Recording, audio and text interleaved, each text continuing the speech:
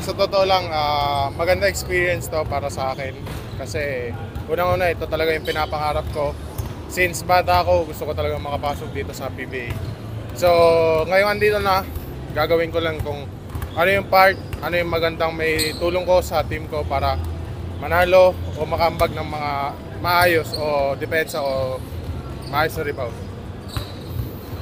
Jeremy, syempre hindi maiwasan yung nangyari sa MPBL, mauungkat.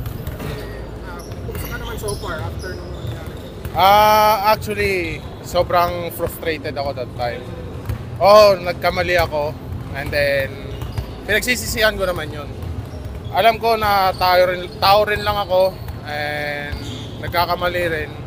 Pero sa lahat ng yun yung pinakaunang nangyari sa akin. Sa mga taong galit sa akin, sa mga fans ng basketball sa buong Pilipinas, sa mga player coaches, humihingi po ako ng pasensya sa nangyari. And gagawin ko po yung best ko para baguhin yung sarili ko, para magbago, tumino sa loob ng court. Actually, mabait naman po akong tao. Madali po akong lapitan. Yun lang po talaga nagkamali ako. And pangako po na hindi ko na ulitin yung consequence na ginawa ko sa MPBL. Jeremy, ito bang pag-attempt mo or pagsubok mo dito sa PBA, parang is it also your way of, kind of redeeming yourself after what happened? Actually, wala naman akong plan to redeem.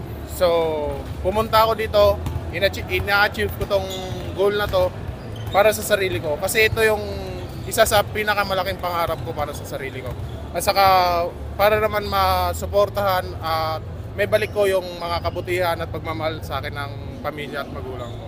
Jeremy, hindi ba naging mahirap sa'yo kasi syempre nawala kasi yung PBL, wala ka masyadong laro na competitive. Kumusta ka naman? Paano mo napagandaan ito? Paano mo na-kondisyon sarili mo para mapagandaan ito?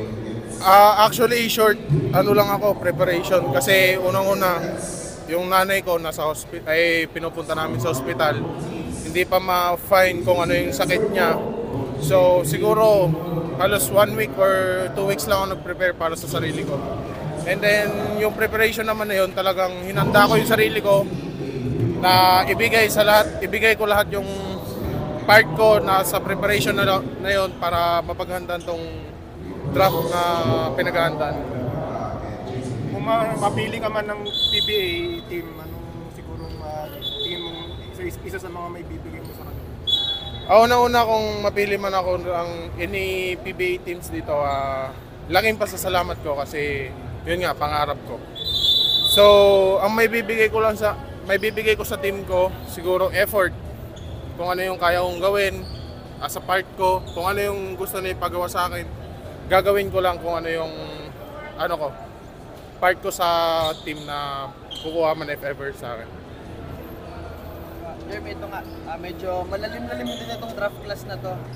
Pero hitik din siya sa mga bigs including you. Parang anong tingin mo magiging bentahe mo over the other aspirants? Siguro naman, pare-parehas naman kami. Kasi sa totoo lang, mas kondisyon sila kaysa sa akin. So, makikita na lang sa katawan yan. Pero yun nga, sabi ko, focus lang. Nag-focus lang ako sa kung ano yung kaya kong gawin, kaya kong ibigay. Ginawa ko lang, pinocus ko lang sarili ko. Hindi ako nag-isip ng kahit ano-ano. Basta ko kung ano yung problema ko sa labas, itinabi ko muna. And then nag-focus muna ako sa event na to. Hanggang bukas, kung ano man po yung maging resulta, nagpapasalamat ako sa Panginoon at sa magbibigay sa akin ng opportunity. Okay, thank you.